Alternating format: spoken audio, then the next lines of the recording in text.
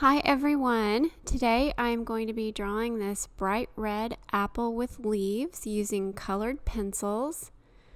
For this project I am using Derwent Lighfast pencils and I am drawing on Rising Museum Mount board. Here you can see me getting started on the first leaf, and I'm doing a little bit of prep work by indenting the areas of the leaf where I want the veins to be. I did this using a Derwent Lightfast wheat pencil, and now I'm coming through and adding some Derwent Lightfast white pencil all over the surface of the leaf. I am indenting the paper in tiny little spots to add some texture that will show up kind of underneath that leaf once I add the green pencils on top. This is a process that works particularly well with this combination of paper and pencils, but I do this process for nearly every leaf I draw. Now I'm coming back over the leaf with, I'm using two different colors of greens for this. I'm using Derwent Lightfast seaweed and also ivy. And then I'm using the Mars black, which is kind of a soft black pencil in the shadowed areas.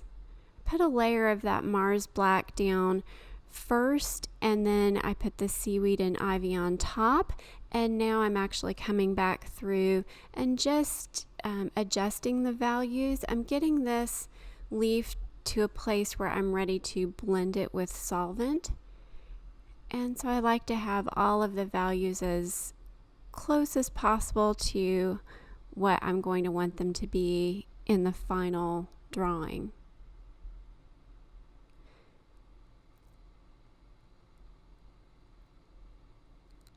Just layer upon layer of pigment.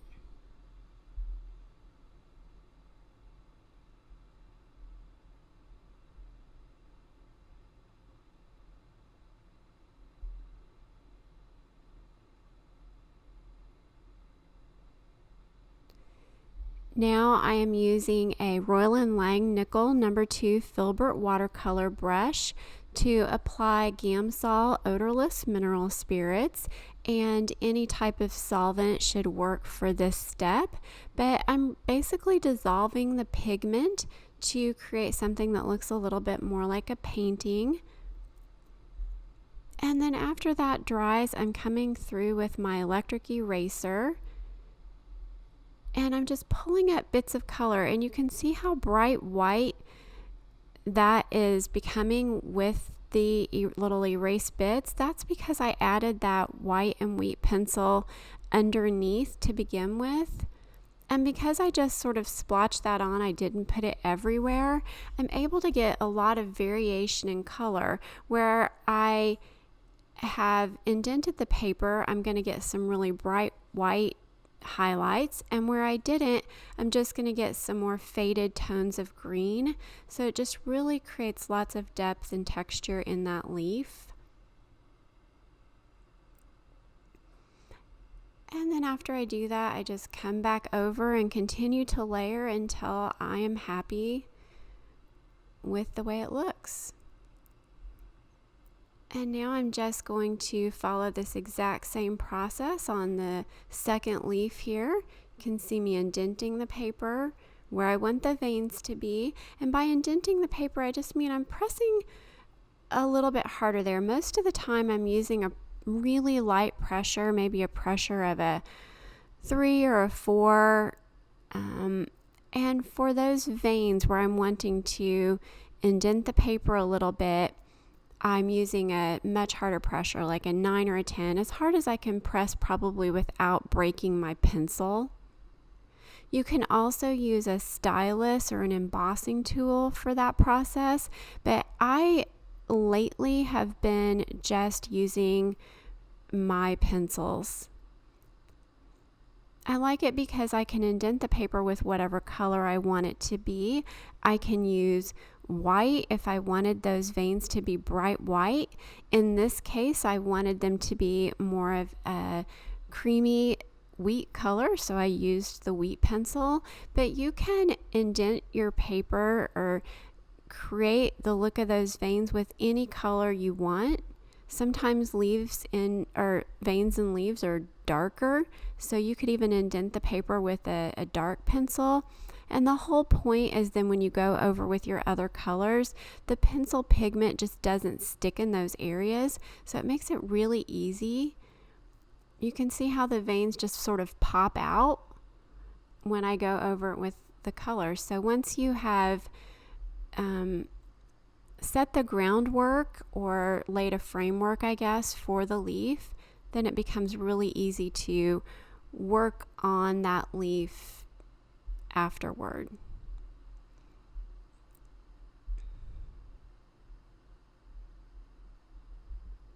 And now I'm just finishing up with, there's one more leaf that's kind of hidden around the back of this apple.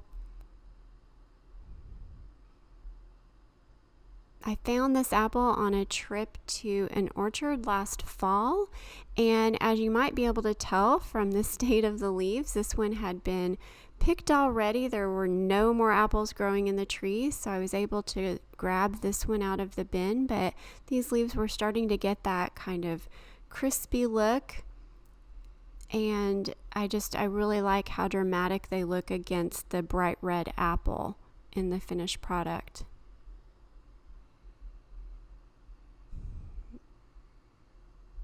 Here I'm starting to work on the stem, which was actually really easy. I used that same indenting process. I just added a little bit of texture underneath there using the white and wheat pencil, and now I came over with just a single pencil. That is Derwent Lighfast Chocolate Brown. And really any brown pencil probably could work. That one's really nice and dark. There's just not a lot of detail on this stem, but I did try to add a little bit of detail here and there. But most of that detail just comes from indenting that paper to begin with the white and wheat pencils. I was very particular to make sure I got the little stems that were coming out and around that main stem really nice and sharp.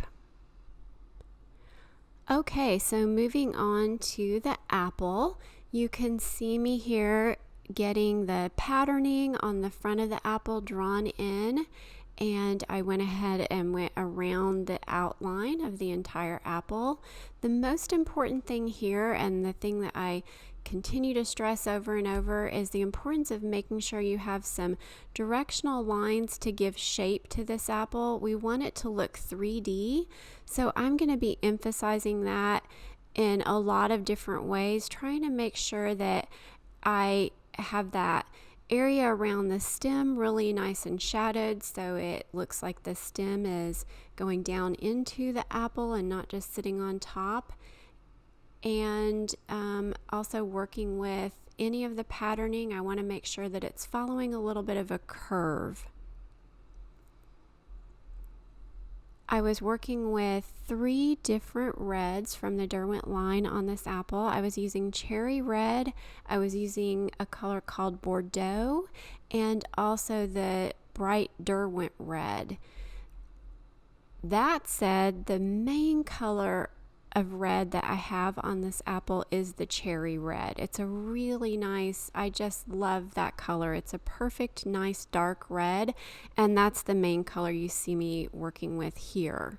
And I'll try to point it out when I do bring in those other pencils, but for the most part, the color of this apple is Derwent Lighfast Cherry Red, and you see me just working around, layering in where I want that color to go.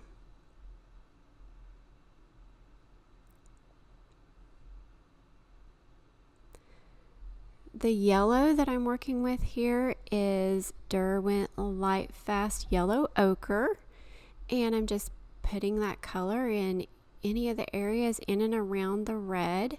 This was an interesting drawing for me because I did end up covering over a lot of this yellow in the end, which is not something that I usually do. I usually have my drawings really well planned out before I start working on them, but the end product of this drawing, I just was not happy with all of this yellow patterning on the front, and so I did color back over that. So if you are drawing this, you can draw it exactly like this if you like all of that yellow in the front, but if not, if you're like me and you want it to be more bright red, then just eliminate some of that yellow and just color over that with red to begin with, and you will make life much easier on yourself. So now I am just going over the entire apple with my Gamsol odorless mineral spirits and just dissolving the pigment, and you can see how just nice and bright red that color is looking. These pencils on this paper just blend out really nicely with the solvent. And now that I have it all blended out, I let it dry, and you can see me coming back through with my electric eraser just the same way that I did on the leaves, just wanting to roughen up the texture of this apple just to give it some depth. I do this with almost every piece of fruit that I draw.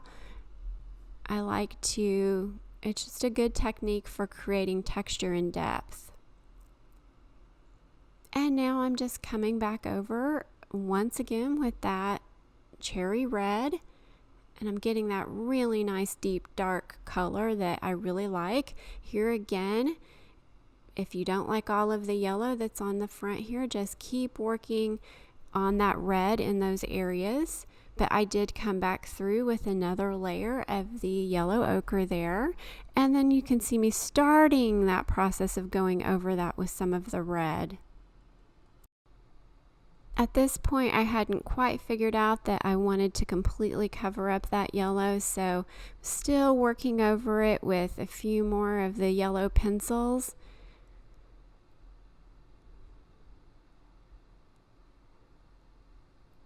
And overall, I think it's a nice looking apple. It looks very similar to my reference image.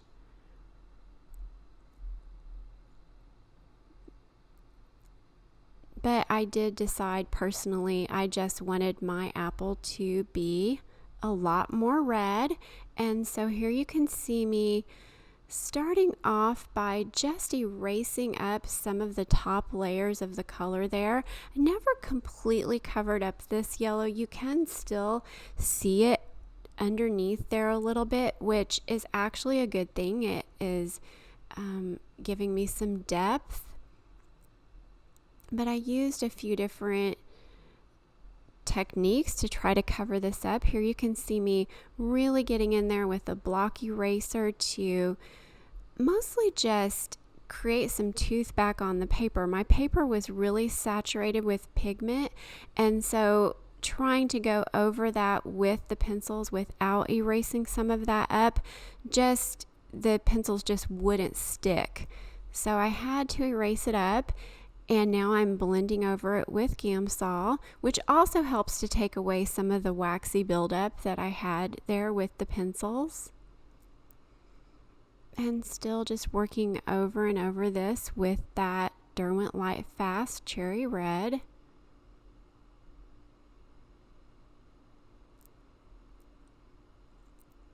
Here you can see me using a pencil also from the Derwent line. This is a Derwent Inktense, and this is Derwent Inktense Cherry Red, which is a very similar color to the Lighfast.